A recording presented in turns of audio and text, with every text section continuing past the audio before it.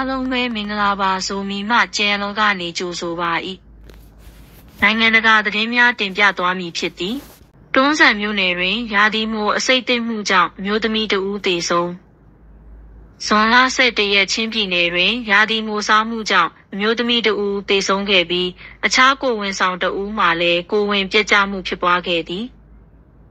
တွန်းဆန်မြို့နယ်ဗိုင်းဘတ်ကျေးရွာနေအသက်32နှစ်အရွယ်ကလေးမိခင်ဒေါ်ကျိန်လန်ငိန်သည်တောင်ယာသွားစဉ်ရရှိလာသောရာသီမိုးများကိုချက်စားခဲ့ပြီးအစိတ်သိမ့်ကဇွန်လ17ရက်တွင်အိန္ဒိယမဏိပူရပြည်နယ်ချူလာချန့်ပူလန်ခခရိုင်ဆေးရုံကြီးတွင်ကွယ်လွန်သွားခဲ့သည်ဒေသခံများ၏ပြောဆိုချက်အရဇွန်လ4ရက်နေ့ကမိုးစားပြီးနောက်ညနေပိုင်းမှာအမျိုးသမီးမှာဘိုင်နာမူးဝေခြင်းစသည့်လက္ခဏာများပြနေခဲ့ပြီးစနေနေ့တွင်ကြည်ခါမြို့ပြည်သူ့ဆေးရုံသို့ပို့ခိုင်းခဲ့ရသည်ဆေးရုံ၌အခြေအနေမတိုးကောင်းသောကြောင့်နောက်တနင်္လာနေ့တွင်လန်ကဆေးရုံကြီးသို့ပြောင်းရွှေ့ပြီးတင်ပြကုသခဲ့တော်လဲအသေးပျက်စီးမှုကြောင့်အသက်မကယ်နိုင်ခဲ့ဟုသိရသည်ထို့ပြင်နီးစပ်ရာရွာမှကိုဝင်ဆောင်မျိုးသမီးတဦးမှလည်းမှုအစိတ်သိမ့်မှုကြောင့်ကိုဝင်ပြတ်ကျခဲ့သည်မိမိအခြေအနေမှာလည်းမျှော်လင့်ချက်နီးကြောင်းလန်ကဆေးရုံတွင်ကုသနေသူအကြောင်းဒေသခံမျိုးသမီးလှုပ်ရှားသူတဦးကပြောကြားသည်ဒီနှစ်မှာမိုးကစောကြတာကြောင့်မှုတွေစောစောပေါက်လာပြီးမှုစားမတော်မူမှုဖြစ်ပွားသူတွေများလာနေတယ်ဟုလည်းဒေသခံများကသတင်းပေးခဲ့ကြသည်ဒေါ်ကျိန်လန်ငိန်သည်သူမယောင်ကြားနှင့်အတူကလေး2ဦးကြံထားခဲ့ပြီးမိမိအလောင်းကိုလန်ခါမှကြည်ခါနီးပိုင်းဘက်ရွာသို့ပြန်တယ်ပို့ကဇွန်လ12ရက်တွင်တကြိုသွားမည်ဟုသိရှိရသည်ပါလက်စတိုင်းအတွက်မွတ်စလင်နိုင်ငံများနယ်မြေခွဲပေးသင့်ဟုဆိုမွတ်စလင်နိုင်ငံတွေအနေနဲ့အနာဂတ်ပါလက်စတိုင်းနိုင်ငံအတွက်သူတို့ရဲ့နယ်မြေအချို့ကိုခွဲပေးသင့်တယ်လို့အစ္စရေးနိုင်ငံဆိုင်ရာအမေရိကန်တန်အမတ်မိုက်ဟက်ကာဘီကပြောပါသည် Bloomberg BBC သတင်းဌာနတွေနဲ့ဇွန်လ10ရက်ကပြုလုပ်ခဲ့တဲ့အင်တာဗျူးတွေမှာမိုက်ဟက်ကာဘီကအခုလိုပြောခဲ့ပါသည်မွတ်စလင်နိုင်ငံတွေမှာအစ္စရေးထိန်းချုပ်ထားတဲ့နယ်မြေပမာဏထက်644ဆရှိကြောင်းသူကပြောခဲ့ပြီးပါလက်စတိုင်းနိုင်ငံထူထောင်ပေးခြင်းနဲ့ဆန္ဒရှိရဆိုရင်တယောက်ယောက်ကသူတို့ရဲ့နယ်မြေတွေကိုခွဲပေးခြင်းပါတယ်လို့ပြောလာနိုင်တယ်လို့ဟက်ကာဘီကပြောခဲ့ပါသည်အစ္စရေးကသိမ်းပိုက်ထားတဲ့အနောက်ဘက်ကမ်းဒေသနဲ့ဂါဇာကိုလွတ်လပ်တဲ့ပါလက်စတိုင်းနိုင်ငံဖြစ်လာဖို့ပါလက်စတိုင်းတွေကအရင်ကတည်းကမျှော်မှန်းချက်ရှိခဲ့တာဖြစ်ပြီးအရှေ့ဂျေရုဆလင်ကိုပါလက်စတိုင်းတွေရဲ့မြို့တော်အဖြစ်သတ်မှတ်ထားခဲ့တာဖြစ်ပါတယ်။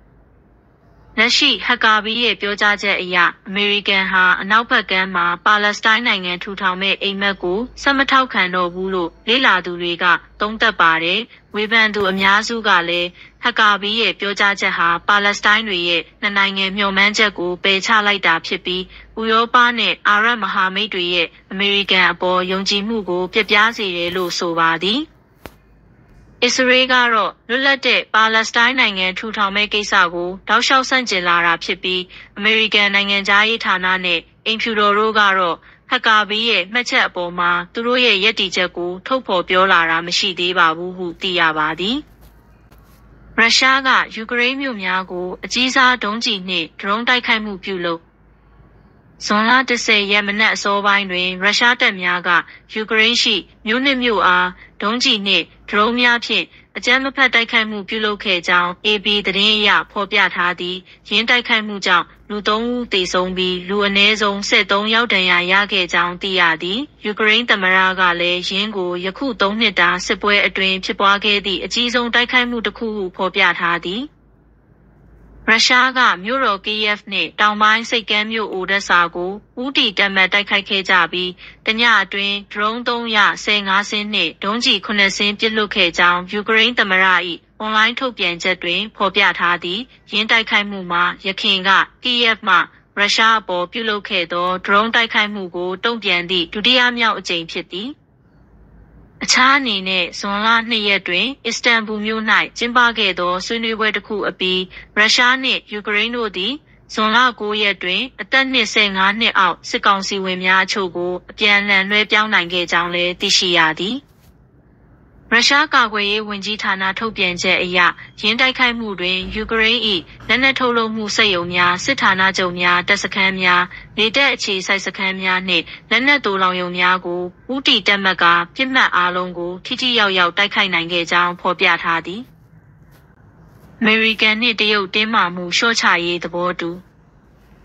အမေရိကန်နှင့်တရုတ်အရာရှိများသည်လန်ဒန်မြို့တွင်2 ရက်ကြာကုန်သွယ်ရေးဆွေးနွေးပွဲများပြုလုပ်ပြီးနောက်နှစ်နိုင်ငံအကြားတင်းမာမှုများလျှော့ချရေးမူပေါင်းတစ်ခုရေးဆွဲရန်သဘောတူခဲ့ကြောင်းနေကရရသတင်းဌာနကဖော်ပြသည်။နည်းပညာမြင့်ထုတ်ကုန်များအတွက်အရေးကြီးသောမြေရှားသတ္တုများနှင့်တန်လိုက်ပစ္စည်းများကိုတရုတ်ကတင်ပို့မှုကန့်သတ်ထားခြင်းသည်နှစ်နိုင်ငံအကြားဆက်ဆံရေးအတွင်းအဓိကအချက်အချို့ဖြစ်နေသည်။အမေရိကန်ကုန်သွယ်ရေးဝန်ကြီးဟောင်း Howard Lutnick ကရင်းကိစ္စအပေါ်ဖြေရှင်းမှုတစ်ခုရရှိခဲ့ပြီးဖြစ်ကြောင်းထုတ်ပြန်သည်။ဧပြီလအတွင်းဒေါ်နယ်ထရန့်အခွန်တိုးမြှင့်မှုကြောင့်ဖြစ်ပွားခဲ့သောကုန်သွယ်ရေးစစ်ပွဲကိုဖြေရှင်းရန်ဆွေးနွေးမှုများဆက်လက်လုပ်ဆောင်မည်ဟုလည်းပြောကြားခဲ့သည်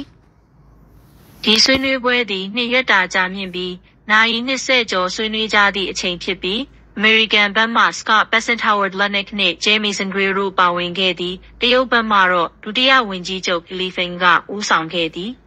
။ Lutnick ပြောကြားချက်အရသဘောတူညီမှုကအောင်မြင်ခဲ့ပြီးမြေရှားသတ္တုနှင့်တန်လိုက်ပစ္စည်းများဆိုင်ရာစိုးရိမ်မှုများလျော့နည်းသွားပြီဖြစ်သည်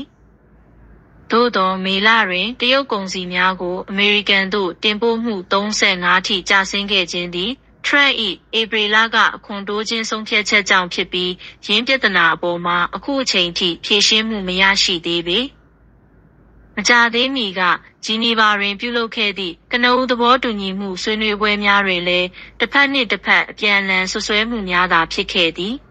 ။ကုန်သွယ်ရေးစစ်ပွဲသည်နှစ်နိုင်ငံလုံးအတွက်ထိခိုက်မှုဖြစ်စေခဲ့ပြီးတရုတ်ကမြေရှားသတ္တုများထုတ်ပေးမှုကန့်သတ်ခဲ့သည့်အပြင်အမေရိကန်ကလည်းလျှပ်စစ်ပစ္စည်းတင်ပို့မှုကိုကန့်သတ်ခဲ့သည်။ထို့ကြောင့်ကမ္ဘာလုံးဆိုင်ရာထောက်ပံ့မှုကွင်းဆက်တွင်အနှောင့်အယှက်များဖြစ်ပေါ်ခဲ့ပြီးယခုနှစ်နွေရာသီတွင်မော်တော်ယာဉ်လုပ်ငန်းများရပ်တန့်နိုင်သောအခြေအနေတွင်ရောက်ရှိခဲ့ကြောင်းဖော်ပြခဲ့သည်။ Elon Musk က Trump ပေါ်ပြောဆိုမှုအချို့အတွက်နောင်တရကြောင်းဖော်ပြကမ္ဘာအချမ်းသာဆုံးသူထိ Elon Musk သည်ဒေါ်နယ်ထရန့်အပေါ်လူမှုကွန်ရက်တွင်ရေးသားခဲ့သောစကားချက်များသည်ပမာဏလွန်သွားကြောင်းဝန်ခံပြီးနောင်တရကြောင်းဇွန်လ17ရက်နေ့၌သူပိုင်သောပလက်ဖောင်း၌တင်ပြခဲ့သည်ထိုအချိန်မှာအမေရိကန်ဒေသစံတော်ချိန်နံနက်3 နာရီဖြစ်သည်Elon Musk သည်2024ခုနှစ်အတွင်းသမ္မတရွေးကောက်ပွဲ၌ဒေါ်နယ်ထရန့်အနိုင်ရဖို့အတွက်ဒေါ်လာသန်း300ထောက်ပံ့ခဲ့ပြီးထရန့်အစိုးရအတွင်းတွင်အစိုးရစွမ်းဆောင်ရေးဌာနအကြီးအကဲဖြစ်တာဝန်ယူခဲ့သည်သူ၏တာဝန်ထမ်းဆောင်မှုကာလမှာရက်ပေါင်း130တိတိဖြစ်သည်ထိုကာလအတွင်း Elon Musk ကပြည်ပအထောက်ပံ့ရပ်ဆိုင်ခြင်းဝန်ထမ်းချုပ်ခြင်းတရားမဝင်ရွှေ့ပြောင်းလုပ်သမားများပြည်ပထုတ်ခြင်းစသည့်စွမ်းအားမြင့်မူဝါဒများတွင်ပါဝင်ညှိနှိုင်းခဲ့သည်ထို့ကြောင့်သမ္မတကိုဆွဲပြောသူများအလုပ်ပြုတ်ရသူများနှင့်လူ့အခွင့်အရေးအဖွဲ့များကဆန္ဒပြမှုများပြုလုပ်ခဲ့ကြသည်ထက်ဆွာကားများအားဖျက်ဆီးခြင်းရောင်းဝယ်မှုပိတ်ဆို့ခြင်းများလည်းဖြစ်ပေါ်ခဲ့ပြီးကုမ္ပဏီမြတ်ငွေသည်ယခင်နှစ်နှင့်နှိုင်းယှဉ်ရာ81%ကျဆင်းခဲ့သည်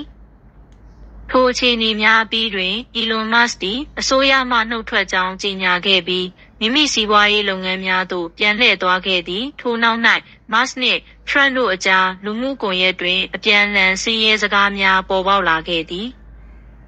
Trump က Elon Musk ပိုင်ကုမ္ပဏီများနှင့်လက်ရှိဝန်ဆောင်မှုစာချုပ်များကိုဖျက်သိမ်းခြင်းဖြင့်ဘတ်ဂျက်ထိန်းချုပ်နိုင်သည်ဟုပြောဆိုခဲ့သည်Elon Musk ကလည်း Trump အပေါ်ပြင်းထန်စွာဝေဖန်ခဲ့ပြီးမူရစ်အမှုအပေါ်ထိန်းချုပ်မှုမရှိကြောင်းသူ၏မူဝါဒများသည်ငြိမ်းချမ်းရေးနှင့်မညီညွတ်ကြောင်းတုံ့ပြန်ခဲ့သည်ထို့သောပင်ဖြစ်သည့်အချိန်တွင်လည်း Trump က Elon Musk ကိုနားလည်ပေးနိုင်ကြောင်းပြောဆိုခဲ့ပြီး Starlink ဝန်ဆောင်မှုများဖျက်သိမ်းခြင်းနှင့် Tesla ကားစာချုပ်ဖျက်သိမ်းမှုကိုလုပ်ဆောင်မည်မဟုတ်ကြောင်းပြန်လည်ဖော်ပြခဲ့သည်နောက်ပိုင်းတွင် Musk သည်သူ၏လူမှုကွန်ရက်ခါတွင်ယခင်က Trump အပေါ်ပြောဆိုခဲ့သောစာသားများအနက်တချို့ကိုဖျက်ထုတ်ပြီးထိုစကားများသည်လွန်လွန်းခဲ့ကြောင်းအတိအမှတ်ပြုကာနောင်တရကြောင်းရေးသားဖော်ပြခဲ့သည်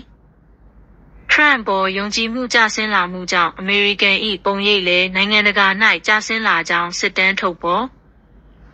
လူထုသဘောထားအမြင်များကိုစူးစီးသုတေသနပြုလေ့ရှိသောအမေရိကန်အခြေစိုက် Pew Research Center သည် ဇွန်လ17ရက်နေ့တွင်ထုတ်ပြန်ခဲ့သောအစီရင်ခံစာအသစ်အရအမေရိကန်သမ္မတဒေါ်နယ်ထရန့်၏နိုင်ငံတကာတွင်ရှိသောဦးဆောင်မှုအပေါ်ယုံကြည်မှုအဆင့်ကလျော့ကျနေသည်ဟုဖော်ပြသည်။